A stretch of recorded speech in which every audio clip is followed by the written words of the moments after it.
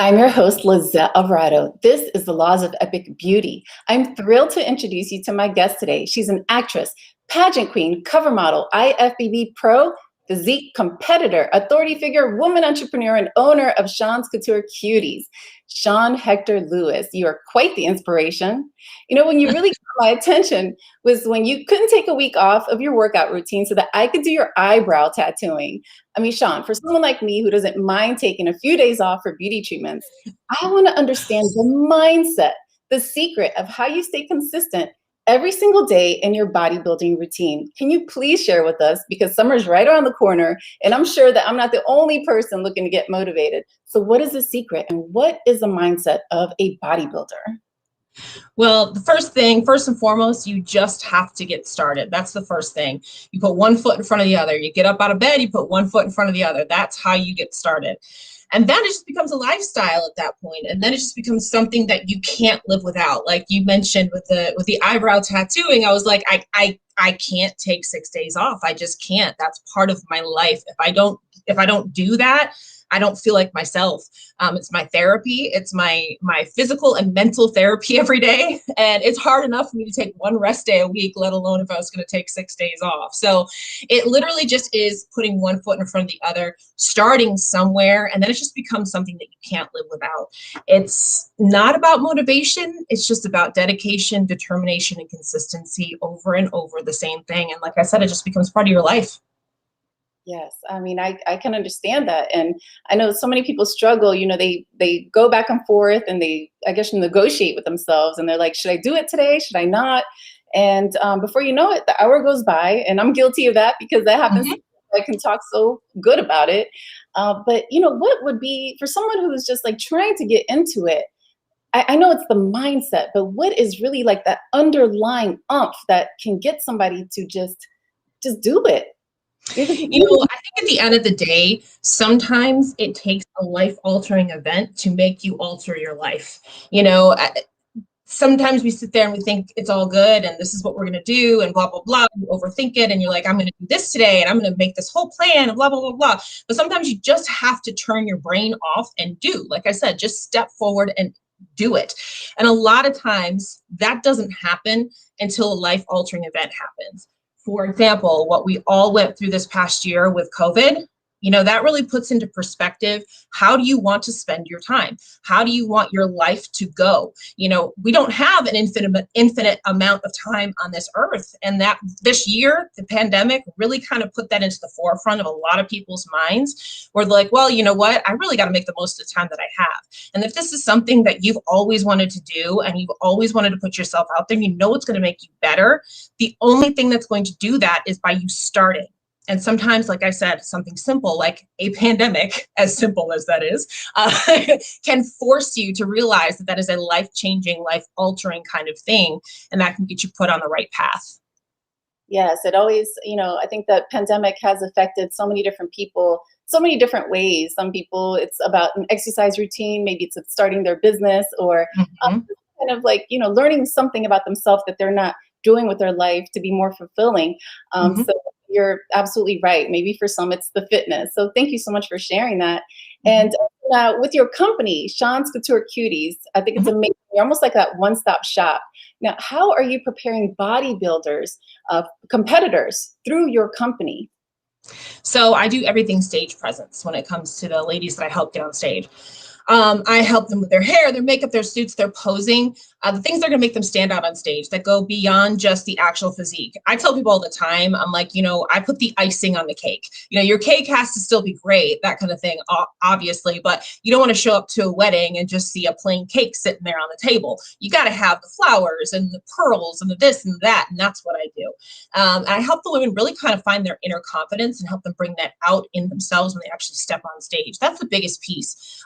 You know, I can teach them to go from point A to point B. It's like a dance step. You know, we just show them how to do all those kinds of things. But when we put the whole package together, when they've trained and they've really put their whole selves into this, they do it over and over, and they start becoming more confident in their abilities. And that comes out on stage, but then it also comes out in other areas of their life. I can't tell you how many women we have really helped expand the horizons and realize if I can do this on a physique stage, I can do anything. Like, it's crazy to see how much some of these women have truly changed their lives from the inside out just because they started something like this. And that's really where I get my fulfillment from, because I see just how much this truly changes their life. Yeah, I see that. I mean, all these girls, they look absolutely amazing. They're beautiful, and you're preparing them from beginning to end. And so you speak of confidence. That's such a term that, you know, we're like, yeah, I have confidence, but you know, how do you teach someone to have confidence within themselves? Well, it really comes down to, like I said, one foot in front of the other. Now, it seems simple, but doing this thing over and over and over every single day, like say I give you a posing routine and you do it every single day and you do it for a half hour every single day, all of a sudden you start realizing that you can do this in your sleep. You can do this without thinking about it. Your body just does it. Now, all of a sudden you realize, oh, I'm actually kind of good at this. This is actually kind of easy now. Like, I can add some personality to this. I can open up a little bit. I can show a little bit of sass, all of those kinds of things. And it literally comes just from being consistent and doing it over and over and over and over again. That's where the confidence comes, because you know you can't do it wrong at that point. I tell people all the time, I'm like, it's not about doing this until you get it right. It's about doing this until you can't get it wrong. And when you know you can't get it wrong, that confidence is instilled inside. Yes, it almost goes back to that practice makes perfect. And the more you do it, the more it becomes habit. And so it's just a matter. I always say it's practice. Practice makes permanent. Practice makes permanent. I like that. I like that a lot. Now, so with your the competition, I mean, all these ladies look absolutely amazing, and I can't tell the difference one person from the other. I mean, they're just all so gorgeous. I mean, they all look different, but and they all have the perfect body, perfect hair, perfect makeup. How do you win this competition? Like, how does a judge pick one person versus the other? It's not easy. And that's the biggest thing. Like, every girl that walks on that stage does look amazing. That's the whole thing. It's like everybody has beaten the odds to get up there. I tell these ladies all the time, you are among the minuscule percentage of women that can actually get on stage and do this to begin with. So it is very hard for the judges to make decisions like that. Not even gonna lie. It's not like they can sit at that table and be like, oh, that girl wins. No, it doesn't go like that, because the girls all do look amazing. So really what it comes down to is they do have to have their physique perfectly conditioned, shaped, and all of that, which comes through training, diet, all of the things you do in the gym, all the things you do at home. And then you have to have that perfect icing on the cake as well that comes into it. The competition is stiff. Like I said, everybody looks amazing. So really what kind of sets people apart, if they have all of those pieces in play, is that extra it factor that comes from their confidence, that comes from them just knowing they've got it, just knowing that they are the bomb and they're out there to show it. That is what sets one girl that looks amazing apart from another girl that looks amazing, because you're right, they all look fantastic. They have to fit a certain criteria. There is a specific criteria for every division that's out there. But when you break all of that down and you got a handful of girls that all look amazing that fit the criteria, what's going to take it over the edge is that confidence, is that stage presence, is that it factor. Got it. Okay, so the confidence. I think confidence wins in every area in life, our career, our relationships, our it sure does. Right? So yep, absolutely. It's amazing how much a belief in yourself, how far it can take you. Like, I know it sounds so cliche to say things like that, but it is so true. And I sit at these shows every weekend and I watch these girls on stage, and you can see the ones that truly think that they are the bomb. And those are the ones that win. Those are the ones that win because they know inside what they got. Yeah. Yes. And so going back to what you said, I mean, it's about practice makes perfect, or practice makes permanent, right? That's right. Yep. You got it. Yes. I'm a true believer in that. And, you know, but when it comes to fitness, I think that some people, they just have this kind of closed mindset when it comes to that, but maybe everywhere else in life, they may be super successful, right? Yeah. Well, and, you know, it comes down to, even if you don't want to compete, like I mentioned, the practice makes permanent. It's the same thing when you're in the gym every day. When you go and you train every day, that's your practice. And that's what makes those permanent results on your body and on your life and on your health and on your lifestyle. So it really goes back to practice makes permanent. Yes, yes. Now, selfishly, I have so many questions for you, but the audience is asking some questions, and I only have you for 15 minutes. I see that. I see all of them coming in. Asking, what would you recommend for a teenager that wants to get into this?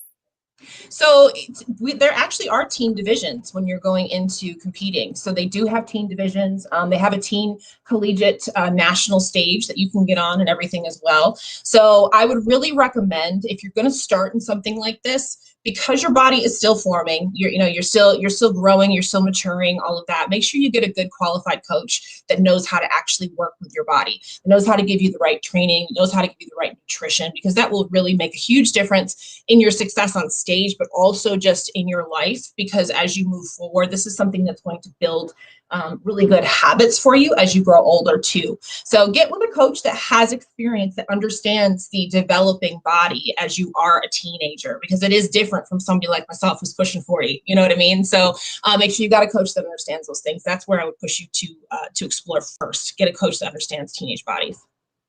All right, I see. Okay, and I know with the pandemic, gyms are closed. But I still see that you're so busy. You're preparing these. You're posing them, and they're purchasing these bikinis that, by the way, absolutely gorgeous bikinis. Thank you. Finding. How has the pandemic affected your business? If anything, like I mentioned before, it's actually made us better. In this particular industry, we kind of have a never say die attitude. And that's one of the reasons why I really love it, because no matter what happens, we're going to find a way. We're going to find a solution. We're going to find a way to success. And a lot of the women that I work with, they work out at home. Even when they can't travel, when they can't get out, when they can't go where they want to go, we do things virtually. A lot of them work through virtual means for their coaches and things like that too. As long as you have a decent setup at home with some dumbbells, some bands, and things like that, you can get your workouts in. You can still get your food and nutrition that you can get anytime, anywhere. And if anything, the pandemic helped that, because everything is delivered now. So it makes life even easier on the nutrition aspect of it. So it's just really a matter of wanting something more. And again, going back to this pandemic kind of put that into perspective for a lot of people. And it kind of made them want to do it even more so than they did before, because they realize they have that limited time on this earth and they want to make the most of it. So for us and for my business, it was actually a huge blessing. Our business grew this year. It grew through the pandemic. We had our best year yet. And I really believe it's because girls were like, okay, I'm not going to sit back on my heels anymore. I'm going to actually do this and make it happen. And that sense of accomplishment too, of doing it that way, doing it against adversity, is pretty huge too. Yes. No, I think that's so true. Not overcoming the excuses, because there's always going to be an excuse, right? There's always going to be a reason why you don't want to do it, or you can't do it. There's always going to be a reason why to say no. But just behind every reason to say no, there's a reason to say yes. Yes, I like that, Shawn. You've got great laws of epic beauty. I have all these sayings. I pull them out of my back pocket all the time. With the diet restrictions, though, like, doesn't that affect your energy level? Because I know they can't eat as many carbs. How do you overcome that? That's not true. There's a lot of myths that revolve around competing. A lot of myths, like you have to starve yourself in order to get on stage, and that is absolutely not true. Right now I'm not competing. I'm off season. I'm building muscle, and I'm eating more food than I've ever eaten my entire life. And it's actually you kind of create this mindset shift of food is fuel. Now, when you go into prep and you're prepping for a show, your prep for a show is usually 3-4 months, that kind of thing. And at that point, you do start cutting back a little bit on some things. However, you should never get to a point where you feel absolutely like you can't get up in the morning kind of thing. I always tell people that you're going to be fine, and you're probably not going to feel a whole lot of fatigue and things like that until you get into like that last month, 3 weeks out, that kind of thing. Then at that point, stuff's going to start to hit you, because you're at that point where your body fat level is getting lower. You're pulling things, you're adding more cardio, all of those kinds of things. But you should never be on the point of complete exhaustion. That shouldn't be a thing.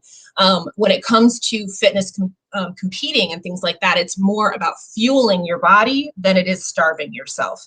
And I think that that is something that is becoming more mainstream, that people are understanding that that's a thing. But I also think it's a myth that a lot of people believe that they do have to eliminate carbs, and carbs are bad. Actually, carbs are really, really good for you, and they're really good for your muscle. It actually feeds your muscle. I'm eating the most carbs I've ever eaten in my life. I'm eating right now, and I feel great, you know. So get with a good coach. If you've got a good coach behind you, you're going to realize just how amazing you can feel through this process. Yes, I'm a big believer in having a coach if you want to be successful in anything you do. That's right. And you know, the fact that you're preparing these girls too, and you're like the one-stop shop. You know, I think that's just so cool how you just come up with this business idea because you saw that there was a need. Yes. And then you also designing the suits, right? Yes. Tell us about the beautiful designs that you create, that you custom make for each person that goes into the competition. Yeah, so I've been designing suits. That's what started my business in the first place, because I was a competitor myself. I've been doing this for 12 years now, and you know, the first couple of suits that I purchased myself, I wasn't super happy with. They didn't really fit me well. So I started designing my own. I've been sewing since I was 4 years old. My mom taught me how to sew when I was a kid, you know. So I started designing my own suits for myself. So I would wear them to shows, and girls would see me in them, and they're like, "Oh my gosh, where'd you get that suit?" And then I'd say, "Well, I made it." They're like, "Oh, well, can you make me one?" And it kind of snowballed from there. So yeah, I started off just designing for myself. And then as being a competitor, I became a judge at one point too. So I started understanding what the judges were looking for from a competitor on stage. So as far as designing suits is concerned, that actually gives me a really big edge, because I know what's going to look good on that girl's frame and what's not. So I'm when the girls come to work with me, they know they're going to get my opinion. They know that I'm going to tell them yes or no. If they want something specific, I'm going to tell them yes if it's going to look good on them. If it's not going to look good on them, I tell them. And that's one of the big reasons why they come to me. And that's why people call me the stage presence and suit fairy godmother and all that kind of stuff, because I'm not going to let them go on stage in something that's not going to do them justice. So over the course of time, it's not just about creating and designing a suit. It's about creating and designing a suit that's going to best fit that girl's frame, her coloring, what's going to best bring out her personality. Personality goes into play too. Like, one of the colors of suits that a lot of girls want to wear is red. But if you don't have a personality that can pull off red, it's just going to fall flat. So, you know, there's just certain things that you have to know. And I do know from the experience of being a competitor, from being a judge, and from being in this industry for over a decade. And that expertise that I know, I passed on to every one of my clients. So that's kind of where the whole thing came from. But it started just with making suits for myself. Yeah, they're absolutely gorgeous. Thank you. Yeah, they're beautiful, beautifully designed. Thank you. You know, I have one more person asking a question. I know I only have you for 15 minutes here. So how do you prepare women to get back after injury? Okay, so when it comes to what I do, so I want to clarify this. I am a one-stop shop for stage presence, but I don't do the training and diet. I have a lot of knowledge with that, but when it comes to actually coaching girls with training and diet, I work with a lot of really good qualified coaches for that. So when it comes to rehabbing from an injury and things of that nature, I would push you to look at your training and your diet coach. Specifically an injury, you want to look at whoever's doing your training. Me in particular, I have a coach myself that does my training and diet. And in that scenario, I go to her for all of those things. So if I have something that I need to ask her about or whatever, she would be the one that would tell me that. So when it comes to rehabbing an injury, go to your coach, whoever it is with your training. And they may even tell you to go to a specialist depending on what that particular injury is, because the worst thing you can do is train and hurt yourself further. Yeah. Okay. Thank you so much for the question, Miss Sheila Niejszo. Questions. You know, I've got so many questions for you, Shawn. I see that. That's awesome. I mean, I just really admire your mindset. And this is what this show is all about. It's about just helping people connect to their inner beauty and tying in all those layers, because, you know, there's so many things that we can be successful at one thing, but then not the other. But why would it be that someone does not have that belief that they can get in shape, that they can become and have, you know, this person, the physique that they would like to have? You know, why would someone not want to feel like they can't be what they would like to be. Instead, they're getting upset with the person that's going to the gym every day, that's watching their diet. But what would you say is that factor that's getting in the way of the way that we think and we feel about not being able to get to that level? Yeah, I think at the end of the day, I think a lot of people are scared to just start. You know what I mean? They're scared of what people might think of them. They're scared of risking, not even failure, but risking success. Like, okay, if you succeed at this, then what? What do you do now? You know what I mean? So I think a lot of people have that fear of both failure and success. And a lot of that is stemmed not so much from what they feel inside of themselves, but they're worried about what other people think. In our world today, social media, what we do here, all of this stuff is fantastic, but it can also be very paralyzing at the same time. So, they may have gone through some experiences in their life where maybe they did try and they failed and they're scared to do that again. I've tried and failed at many things, many things. In order to get better, I feel like you have to fail. I mean, you do, because you learn more through your failures than you do through your successes. Through your successes, you're like, well, this is great. This is awesome. Yay, me, all of that. Through your failures, you step back and say, well, what could I have done differently to make this a success? So you actually learn a lot better through failures. And I think a lot of people have never really put themselves in that position because they're just scared of failing in the first place. But if you do it and you just give yourself a chance, and you just give yourself a chance, you'll see that even if you do fail, it's really not that bad. I tell people all the time, I come from a world of sales. I used to do door-to-door sales when I was in college, that kind of thing. And my mantra always when I did that stuff was, the worst thing somebody can tell me is no. And is that really that bad? It's really not that bad. I just move on until I find somebody that's going to tell me yes. You know what I mean? So I think people, more than anything, they just get paralyzed in the thought process of, well, what will happen if I'm not good at this? Well, what will happen if I don't succeed at this? And the opposite of that, what will happen if I do succeed at this? Then what do I got to do? You know what I mean? So it's more than anything, it's just what goes through their head. And again, that could be stemmed from any kind of trauma in their life, anything that they may have done or not done or had done to them or whatever. But for those particular people, I encourage them to just try. Just try and see what happens. Give yourself a chance and just see what happens, and then go from there. Yeah. And another thing is, I think it's so important to change the way that we phrase things in our minds, because someone could say, I don't think I can do this because I remember someone made fun of me when I was younger, going back to trauma. But instead, changing the questions, changing the way that we're looking at things. I love that quote, when you change the way you look at things, the things that you look at change, because it's absolutely true. And, it's like, sometimes it's so easy to not believe in yourself, especially when everything looks amazing on social media, but nobody, you have to start from somewhere. And, and I'll share something very personal, is that I never in my life would have thought that I would be doing something like this, doing a broadcast show that's live. And I used to be the quietest person on earth. I wouldn't talk, and it took me forever to kind of tap into my own self. And if I was thinking what people were going to think of me, then I wouldn't do I wouldn't have started my business. I wouldn't have been doing this live broadcast. But it's all because I believed that there was something more, and I just stuck to that idea, and I refused to let anything else get into my mind, because when I want to do something, I do it. And so I just had to make sure that I changed my mindset, and I think that's just so important. And yes, it is hard. It's tough. And I know I look at you, I see the superhero, right? But you told me the other day you're not. And no. I'm just somebody like you that just doesn't give up. When I'm told no, I'm okay with that. I just move on and find another way. You know what I mean? So I don't think there's anything superhuman or superhero about that. That's just a never say die kind of attitude. And it came from when I was very, very young. My parents always instilled in me that I could be anything I wanted to be, and I could do anything I wanted to do. And having that kind of support system, that I knew that no matter what I did, no matter where I went, no matter what I did and how it turned out, I had people that had my back. I think that really helped me. I can remember being a kid, sitting down and writing a list of things, bucket list of things that I wanted to get done throughout my life. And I slowly but surely throughout my life checked everything off of that list. And it just came from doing.